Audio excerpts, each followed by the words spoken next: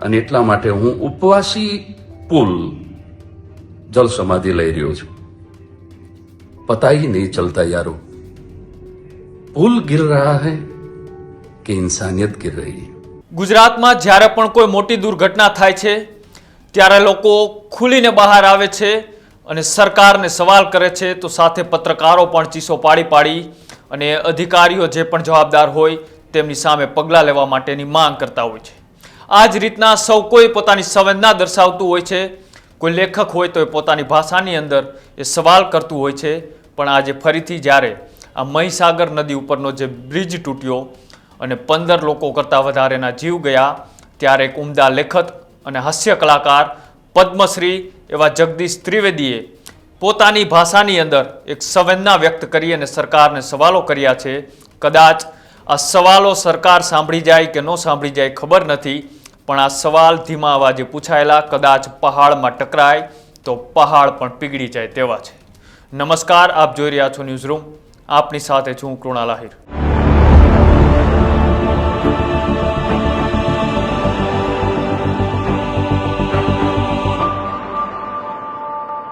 ગુજરાતમાં હર 2 કે 3 મહિને એક એવી ઘટના બને છે કે આખા ગુજરાતને દોડતું કરી દે છે, ગુજરાતને સવાલ પૂછતું કરી દે છે, અધિકારીઓની કામગીરી ઉપર સવાલો ઊભું કરતું કરી દે છે।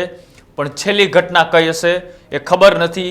જ્યારે કોઈ ઘટના બને પછી એસઆઈટીની ટીમ દોડતી થાય છે, સરકાર એવા નિવેદનો આપે છે કે કડકમાં કડક કાર્યવાહીના આદેશ આપી દીધા છે, જે પણ જવાબદાર હશે તેમની સામે કડક કાર્યવાહી થશે। પણ કડક કાર્યવાહીના નામે આવી ઘટનાઓ બનતી અટકતી કેમ નથી? હજી તો એક ઘટના પૂરી થઈ હોય, એના પરિવાર જેમના ગયા હોય, એમના સ્વજન હોય, હજી તો એ દિલમાંથી દુઃખ ના નીકળ્યું હોય, ત્યાં બીજી ઘટના બને છે અને બીજી ઘટનાથી ફરીથી ગુજરાતના લોકો સવાલ કરતા થાય છે કે સરકાર શું કરે છે? સરકારને હર કોઈ સવાલ કરે છે, અધિકારીઓને સવાલ કરે છે। જ્યારે કોઈ ઘટના બને ત્યારે એક દિવસ માટે એ છાપાની હેડલાઇન બની જાય છે અને બીજા ત્રીજા દિવસે લોકો પોતાના કામમાં વળગી જાય છે અને આ ઘટનાને ભૂલી જતું હોય છે। એવી જ રીતે હરેક ઘટનાઓ પછી સવાલો, પણ સામેથી જવાબ એક સરખા આવે છે। સૌ કોઈ સવાલ કરીને થાકી જાય છે, પણ સરકારની આ ભ્રષ્ટાચારીની કામગીરી કેમ રોકાતી નથી એની ઉપર પણ એક સવાલ છે।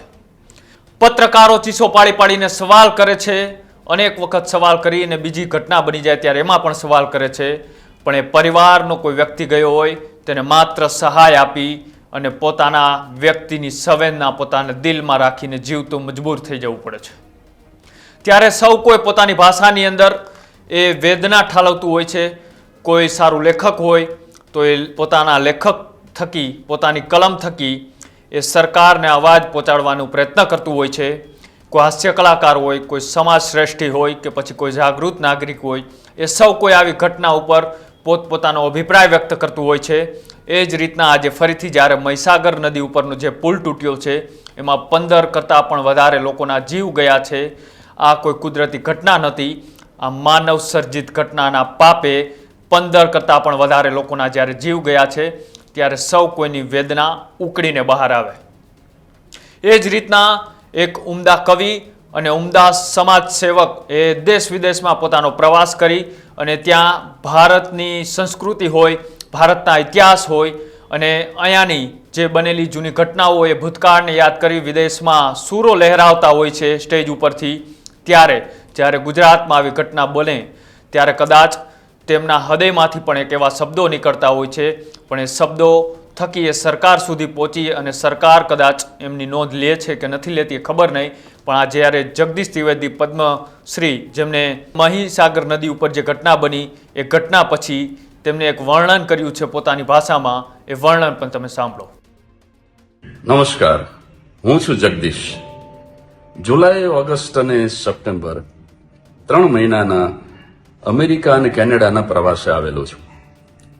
અહીંયા અમેરિકામાં ઘણા શહેરોમાં મેં જોયું કે એક બ્રિજની ઉપરથી જ બીજો બ્રિજ જતો હોય, એના ઉપરથી ત્રીજો જતો હોય, એના ઉપરથી જ ચોથો જતો હોય, એટલે 7 માળના ઉપરા છાપરી બ્રિજ હોય, એના ઉપરથી કન્ટિન્યુ હજારો વાહનો જતા હોય।